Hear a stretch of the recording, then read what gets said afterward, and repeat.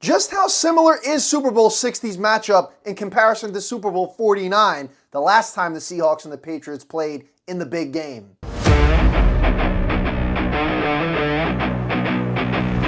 Well, I'm here to break all that down with you. Kenny C, back on the ones and twos. Hit that subscribe button right now. Stop right there. Hit the button because you will want to stay tuned to this channel for all of your entertainment, all of your sports news, analysis, breakdown, and most of all, this is a channel in which I encourage all of you to get in the comment section and get involved. Become a part of the Kenny C Show and give me your thoughts, your breakdown, your analysis. Super Bowl 60, Santa Clara, the Seahawks, the Patriots. 11 years ago, this very same matchup, only in Arizona, in Super Bowl 49, 28-24 victory in stunning fashion for the New England Patriots, with Pete Carroll opting not to run the football with the league leader in rushing touchdowns that year, Marshawn Lynch. Instead, second down, minute to go, they get cute, or rather, I think 30 or so seconds to go, they throw the ball, and the then rookie Malcolm Butler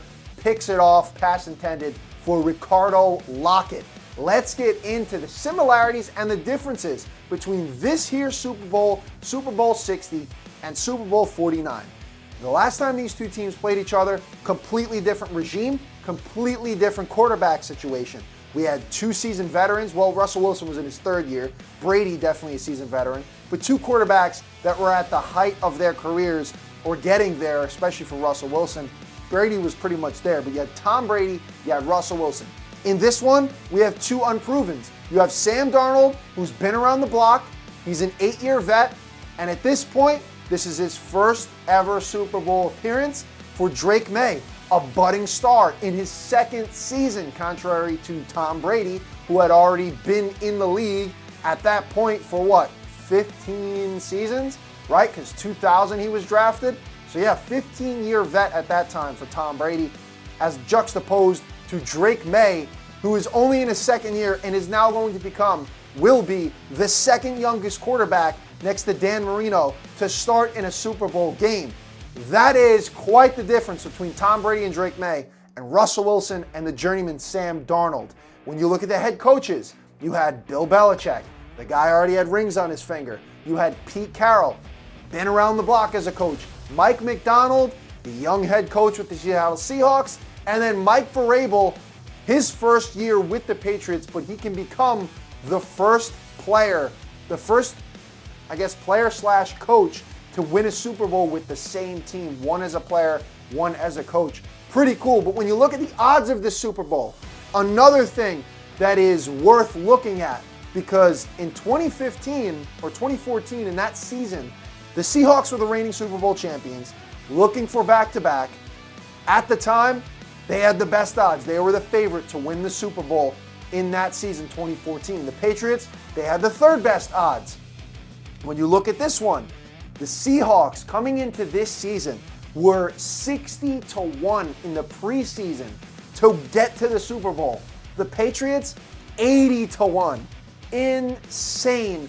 The difference between the last time they played each other to now. Two teams that were not supposed to be where they are right now in Super Bowl 60, in comparison to two teams that pretty much were supposed to be where they were by the time the game rolled around in February of 2015.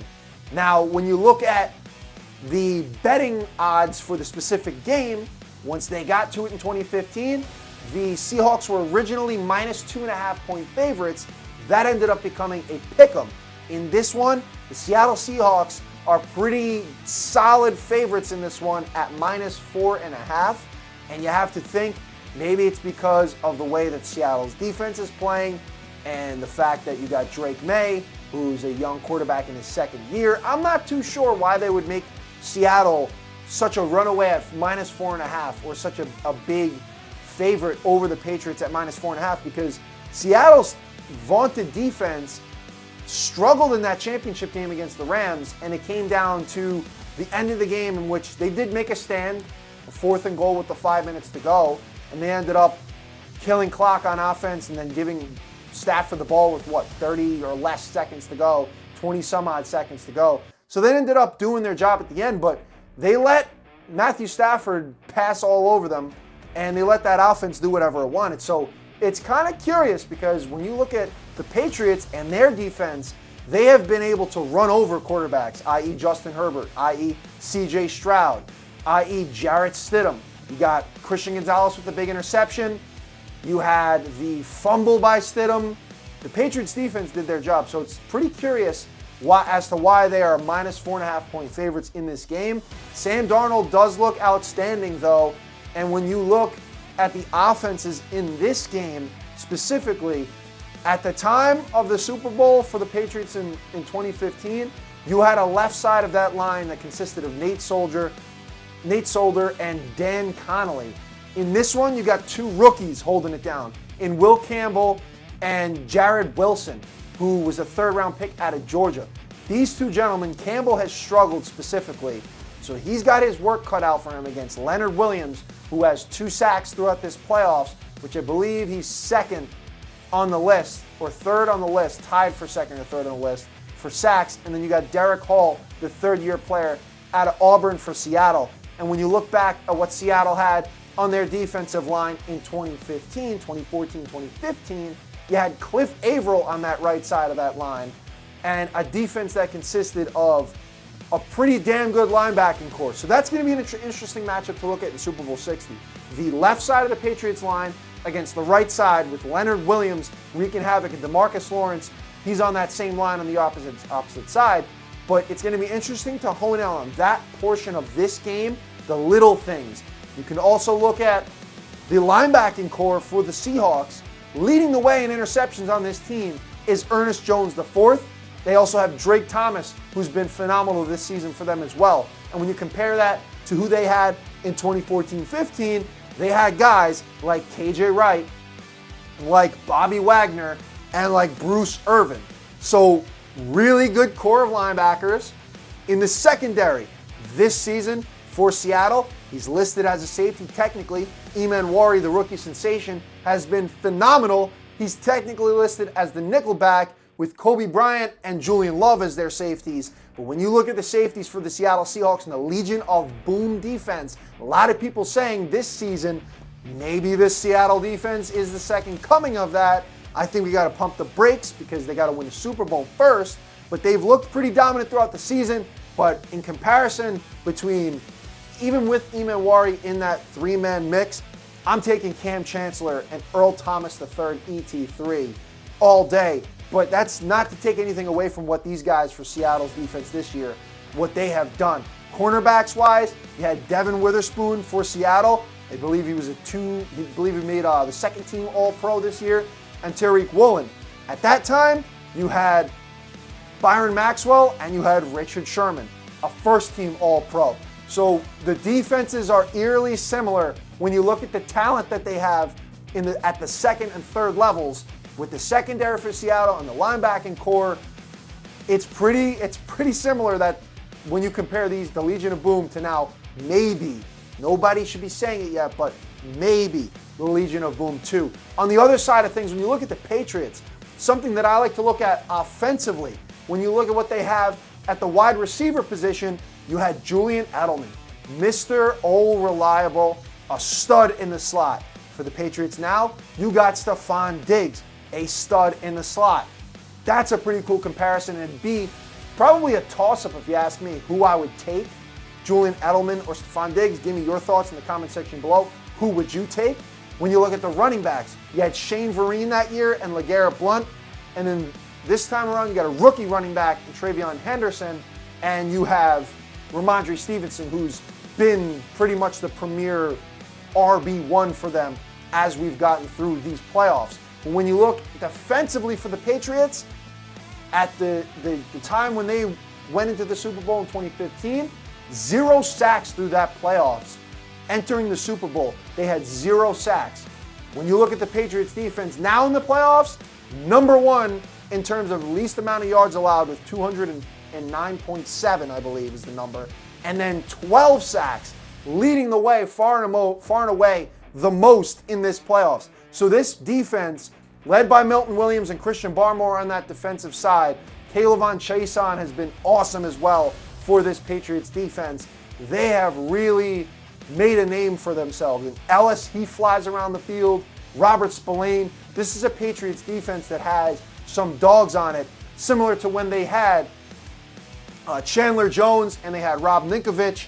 They had some guys on that defensive front as well. Gerard Mayo was in that mix for this Patriots defense, for that Patriots defense, I should say, in 2015. And when we look at the records coming in, the 1 seed for Seattle at 14-3, they were the 1 seed back in 2014-15 at 12-4. The Patriots, 1 seed 5 years in a row back at that time in 2014-15. They were also 12-4. The Patriots this year, the 2 seed, but a 14-3 record. So the records are the same. 14-3 for Seattle and the Patriots this season going into Super Bowl 60, and 12-4 that season going into Super Bowl 49. Just some cool things to look at. And when you look at the run to the Super Bowl for both of these teams, in 2014-15, you had the Deflategate scandal. Probably why certain writers for the Pro Football Hall of Fame didn't write in Belichick as a first ballot. He should have been. Come on now. We can debate that if you want to. But I guess what you look at is the blemishes. Spygate before 2014-15, and then in 2014-15, the AFC Championship game, you had the Deflategate scandal in which the Patriots handily beat the Colts in that game. But then when you look at this season, you had snowy conditions, Drake May versus Jarrett Stidham. Drake May does it with his legs. Something that Brady never really did was efficiency with running the football and being a dual threat. But Jarrett Stidham, it was the Jarrett Stidham Broncos, the former Patriots quarterback, and the Patriots defense was able to get it done in the elements. Drake May with his legs, able to get it done in this year's AFC Championship game. So when you look at those two, pretty big difference. One was pretty much a blowout of the Colts. Another ended up becoming a runaway, but it wasn't as high scoring. And then when you look at the NFC side of things for Seattle, and I hate to bring this up, but you had the onside kick game when Mike McCarthy and that Packers team blew the game, 2 leads, 1 at halftime and then 1 in the fourth quarter with a miraculous comeback led by Russell Wilson. They were able to beat the Packers via the whole onside kick debacle. In this NFC Championship, we got a thriller. We got a shootout. We got a trilogy between the Rams and the Seahawks, 2 divisional foes, in which that game came down to the wire, and ultimately that 5 minutes to go call, opting to go for it on 4th down at the end of that fourth quarter, that ended up deciding this year's NFC Championship game. 2 things to look at in terms of the Seahawks offense now compared to the Seahawks offense then. Then it was very run-oriented. They had the #1 rushing attack in the NFL at that time, led by beast mode Marshawn Lynch. He had 1,300 yards on the ground, 13 touchdowns, which was the most in the league that season. Russell Wilson rushed for 849 yards, one of the most prolific seasons we have seen in history for a quarterback, and his rushing ability and what he was able to do production-wise, with also 6 rushing touchdowns for Let Russ Cook. That was the pinnacle of Russ's career. They were very rush-oriented. Sure, they had Doug Baldwin, and later on in the season, in the Super Bowl, he made a name for himself. Chris Matthews, the guy who was working at Foot Locker before this season began, and then the Seahawks say, hey, you want to try out? The guy tries out and ends up being a Super Bowl star for them. He led the way for the Seahawks in Super Bowl 49. 109 receiving yards and a touchdown. He was instrumental in what they were able to do. In that Super Bowl, we saw the Seahawks blow a 10-point lead in the fourth quarter. Tom Brady and company able to battle back, take the lead with about 2 minutes or so. Russ drives the field, and then, as I already talked about, the interception at the goal line. But the comparison between the Seahawks of what they had then to what they have now, bona fide stud, bona fide #1 wide receiver in JSN, arguably the best in the league, along with Puka Nacua for Seattle's passing attack. And then you also have the all-reliable Cooper Kupp.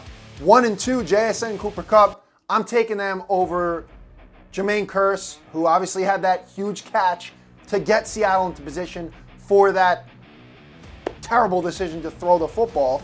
But I'm taking Cooper Kupp and JSN over Jermaine Kearse, Doug Baldwin, and Chris Matthews, if you ask me. And then you look at Sam Darnold in comparison to Russell Wilson. He is predominantly a pocket passer. He's had a great season throwing the football in comparison to Russell Wilson, who that season, he could throw it, but they were a run-first offense And Russell Wilson, that was something that going into that Super Bowl 49, a lot of people were saying, a lot of analysts were saying, well, the Patriots, if they make Russell Wilson have to throw the football, they'll win this game. Ultimately, that ended up being the case because he threw the football on the goal line and ended up being an interception rather than running the football. But this year, you got a much more high-octane passing attack, if you will, for what we've seen from Seattle this season. But they also have a running back in Kenneth Walker. They had a running back in Zach Charbonnet, who was a guy who's going to put his head down and run you over. But Kenneth Walker, a better receiving back than Marshawn Lynch was, with two running backs nonetheless that run nose first, and they were going to crack you. 1,000-yard season on the ground this season for Kenneth Walker. So you look at those two, Marshawn Lynch in comparison to Kenneth Walker. There's a lot of similarities in style. There's a lot of differences in style and odds before the season, odds going to the Super Bowl. What ultimately ended up happening is the question mark here. And what do I think is going to happen in Super Bowl 60? There's a part of me inside that says Drake May is somehow going to find a way to cement his legacy already in his second season and pull this one out. I want to say that the Seattle Seahawks are going to win this game because of their defense and because of what Sam Darnold's been able to do. He looks calm, cool, and collected in the Super Bowl press conferences from Monday. Sam doesn't really look fazed. He's laughing it up with the rival coach, Mike Vrabel. Sam looks pretty locked in. He looks pretty comfortable. I think this one is going to be similar to Super Bowl 49 in that I think we'll get over the 20-plus points threshold for both of these teams. I want to say Seattle ends up coming away and makes a marquee stop defensively against Drake May. But I could see Drake May's legs being the difference again in this football game, staying on script with what he's done all playoffs, this entire playoff run. There's something in me that just says the Patriots are going to unfortunately pull this one out and win their NFL record-setting 7th Super Bowl, which would be the most among all active teams. I think the Patriots are going to pull this one out somehow, some way, in a nail-biter of a game. I could see this one being 28-24 or 28 to, I'd say 28-24 if I had to give you a score prediction. I think it's going to be high scoring. I think that we're going to see a similar thing to Super Bowl 49. It's going to be a back-and-forth affair, and it's going to come down to Mike Macdonald versus Mike Vrabel. Which coach can outcoach the other? It ended up being Belichick over Carroll because Carroll got too cute with it. But I think Drake May, I just have a feeling Drake May and the Patriots are going to pull this one out. Give me them to win Super Bowl 60, 28-24. Give me your predictions in the comment section below. Let me hear it. Get in here, get in this action, and hit that subscribe button.